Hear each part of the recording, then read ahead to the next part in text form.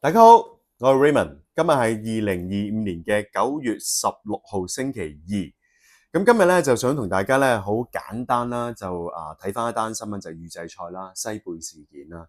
咁呢單嘢咧就真係好多謝阿羅生嘅，如果唔係佢咁鍥而不捨咧，我諗大家都唔知唔到個真相。即係雖然估到接近真相，但係你未必能夠係好確鑿係肯定。咁事緣咧就係羅生咧食完之後咧就發覺唔係好對路，咁跟住咧就向呢間鋪頭咧就係反映啦，咁然後喺網上面咧亦都係篤灰啦，就話西貝呢間公司呢個食肆咧就係用緊預製菜嘅上菜俾啲客戶。咁我會明白，當然咧就係如果你係俾緊食預製菜嘅價錢，而對方俾預製菜你咧，梗係冇問題啦。即係你去啡粉叮個星洲炒米咁樣，你預咗喺嗰個價錢20-30蚊，你唔會有啲咩要求㗎。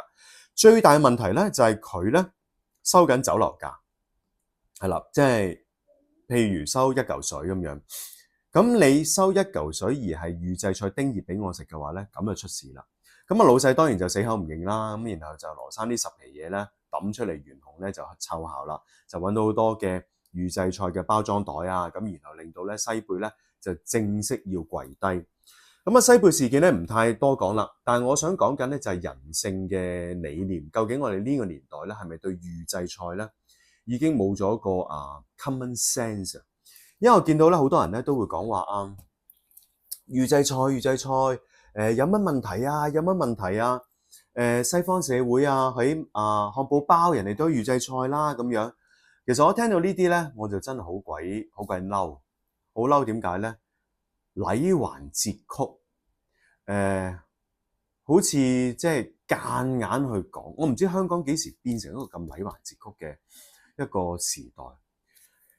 人哋漢堡包係快餐，漢堡包係快餐，係收緊快餐店嘅價錢，人哋係明碼實價冇呃你。而家講緊呢個預製菜嘅問題，係講緊個焦點係你收緊人正價酒樓即場即製嘅價錢，要有廚師有師傅炒嘅價錢，但係背後你用叮熱71嘅水平嘅嘢攞出嚟。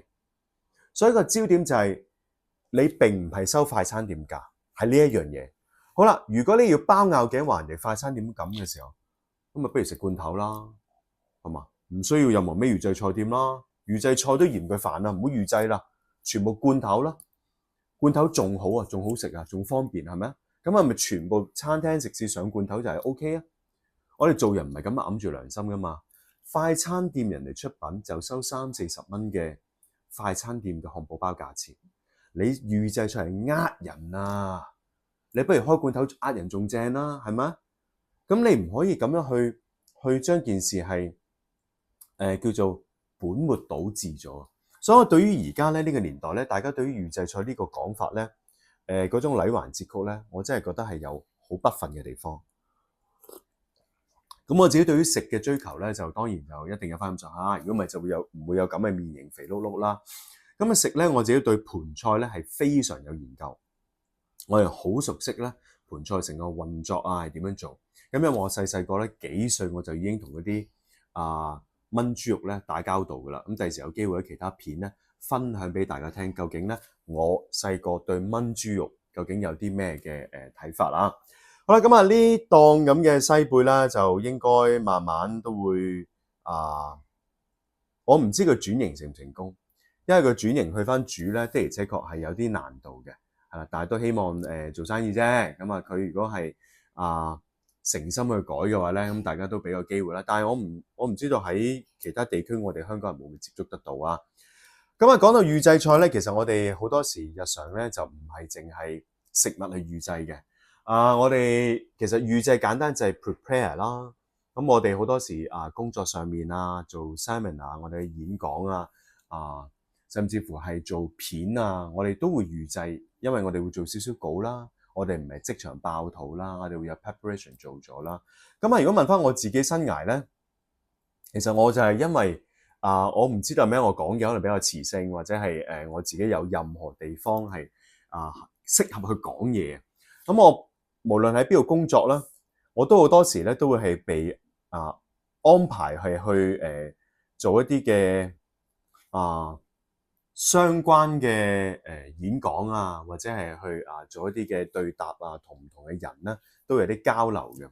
無論係主持又好，主講嘉賓又好，或者係同一啲celebrity 明星去大家處理一啲嘅對答環節啊、棟篤笑啊各方面我都會做過。咁喺我印象之中咧，我都唔記得咗同邊個係特別係做得多同少啦。係啦，就係可能你嗰段時間比較多。跟住隔幾年又會停一停，跟住隔一兩年咧又會大家合作比較多。咁而當中嘅合作啦，譬如有一位就黃子華啦，咁黃子華合作都係比較多嘅，係啦。咁我當時我都後生啦，髮型好似差唔多，後生啲啦，係啦，瘦啲啦，一定係瘦啲啦，因為嗰陣時未生小朋友，生小朋友之後咧就個人就攰啊，好容易攰同埋肥咗啦。咁而家就 keep 翻 fit 少少啦。咁我同子華去合作咧，壓力好大嘅。壓力大就係點解咧？唔係話個 preparation 難做，唔係。咁通常我哋會成日都會見啦，會有食飯嘅時間啦，會有大家 rehearsal 嘅時間啦，會有大家夾一夾啲稿啊，各方面。同子華或者係子華類別嘅人合作咧，最大嘅問題就係佢好中意即場有一啲嘅觀眾反應嘅時候咧，佢會好快有啲爆肚啊，個爆肚係嚟自口講出嚟啊、動作啊或者係表情咁樣。咁所以我哋咧，我自己開頭咧都唔慣嘅，係啊，我唔係好慣。但後來習慣咗之後咧，咁即係合作咗好多次啊，好多年之後咧，自己都會知道佢有咁嘅本能啊。咁我好自然就會招架得到啊，接受得到啊，好大概估到。佢喺嗰個位佢會做呢樣嘢，咁我到時會點接？個腦咧就自己即場啲 prepare， 有少少似咧黃秋生咧曾經講過咧，咪話無間道咧曾志偉有一場戲咪掃嗰個飯盒嘅，其實就係嗰種情況啦。大家冇講定佢會掃飯盒冇嘅，但係黃秋生會知道嗰場戲如果咁樣掃咧係會增加嗰個視覺嘅效果，佢都估到曾志偉有機會會咁做。一掃嗰下咧，所以你咪記得黃秋生話佢廿張台好斯斯然向後，冇俾佢掂到，係啦，冇係俾佢係嚇親，就係嗰個合作嘅關係，就係喺我同黃子華之間咧，就係有嗰種啦。佢會爆肚，佢會有啲嘢咧去窒一窒你，有啲嘢咧係會串一串你，幾時都會噶，佢一定做呢樣嘢嘅。咁而我自己一定要係準備得好，係啦，因為我哋係晚輩啦，我哋個經驗一定冇咁多啦，咁只能夠咧。喺心裏面諗定呢度會唔會發生，嗰度會唔會發生，嗰度佢會唔會係整蠱我咧？咁我次次都俾佢整蠱㗎，因為通常無論係上落樓梯佢又會整蠱我啊，揸支咪又會整蠱我啊，可能遞杯水嘅時候佢又會窒我兩句啊咁樣。咁當然個氣氛係好好嘅，全場譬如過萬人、過千人咁樣，我又唔介意嘅，係啦，因為自己都招架得住啦。但係嗰個喺當中能夠學到嘢。對答同埋佢個脾性咧，係的而且確大家嗰個交手交接越嚟越多咧，就會係越嚟越純熟啦。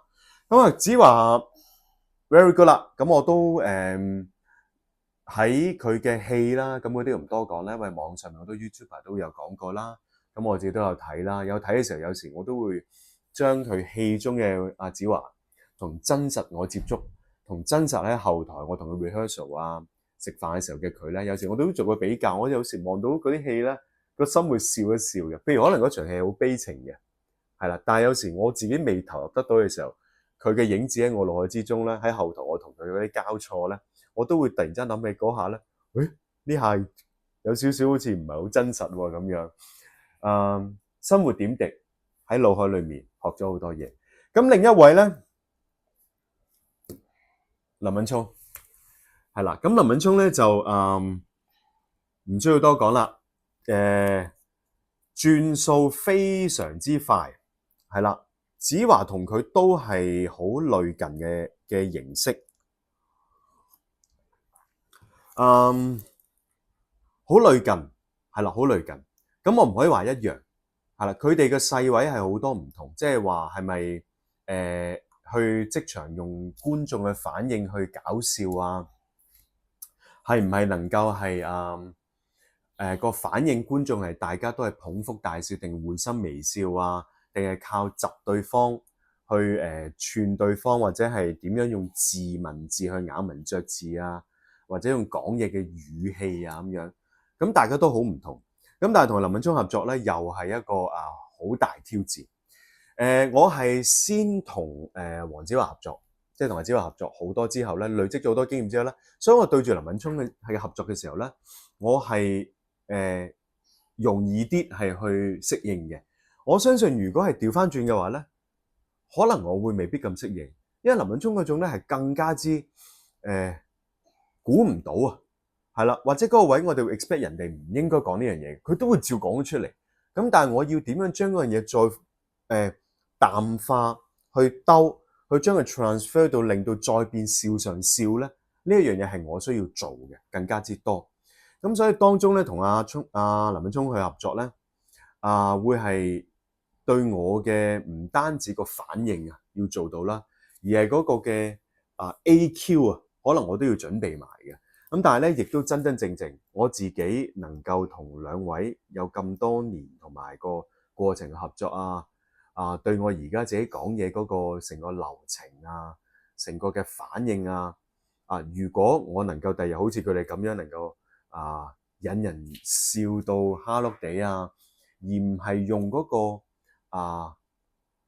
Mr. Bean 嗰種，我想講唔係 Mr. Bean 嗰種，而係嗰種談笑風生已經能夠引到對方捧腹大笑咧，呢種嘅成功感咧真係好大，係啦。但係暫時即係我哋嘅晚輩咧就未，即係遠遠係未能夠拍馬追得上，所以每次同佢哋有機會咧坐低傾偈飲嘢咧，我都學嘢咧，我都盡量問得就問，學得就學，扯光佢哋為止，係啦。咁祝佢哋兩個係繼續係得心應手啦，好嘛？咁如果大家鍾意呢條片，麻煩幫我 share 出去，點讚 subscribe， 好嘛？咁如果有任何意見咧，都歡迎大家咧係提出俾我啦，喺下面寫低，咁我會係錄一啲啦補充短片上嚟嘅。好啦，我都差唔多係時候要同小朋友準備我哋今晚嘅功課啦，今晚又要填顏色啦，好嘛？好唔好？我哋填顏色 ，OK？